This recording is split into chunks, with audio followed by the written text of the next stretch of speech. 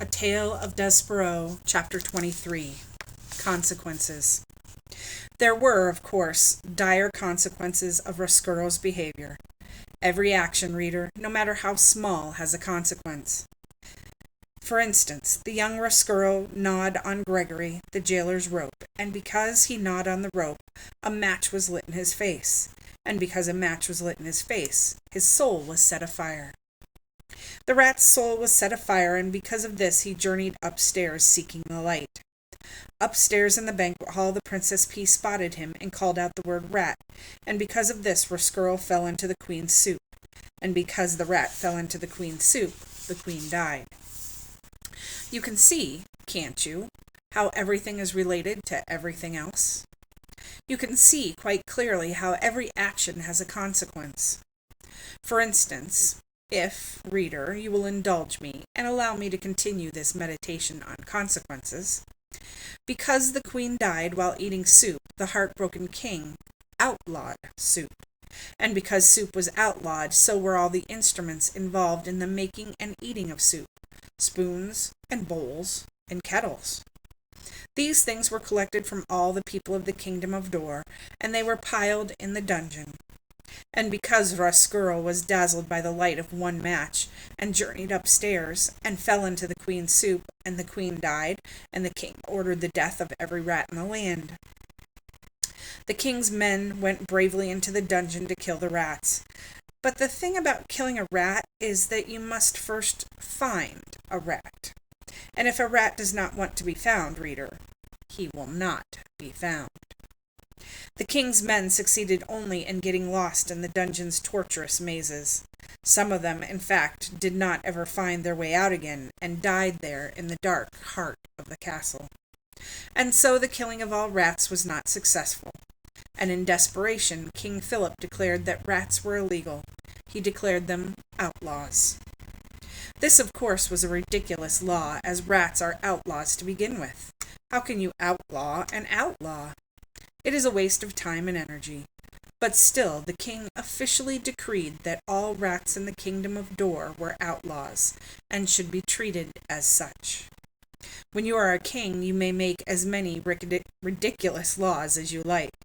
That's what being a king is all about. But, reader, we must not forget that King Philip loved the queen, and that without her he was lost. This is the danger of loving. No matter how powerful you are, no matter how many kingdoms you rule, you cannot stop those you love from dying. Making soup illegal, outlawing rats, these things soothed the poor king's heart, and so we must forgive him. And what of the outlawed rats? What of one outlawed rat in particular? What of Chiaroscuro? In the darkness of the dungeon he sat in his nest with the spoon atop his head. He set to work fashioning for himself a kingly cape made out of a scrap of the red tablecloth. And as he worked, old one-eared Botticelli Ramorso sat next to him swinging his locket back and forth, saying, "You see what comes from a rat going upstairs. I hope that you have learned your lesson. Your job in this world is to make others suffer." "Yes," muttered Roscuro. "Yes, that is exactly what I intend to do. I will make the princess suffer for how she looked at me."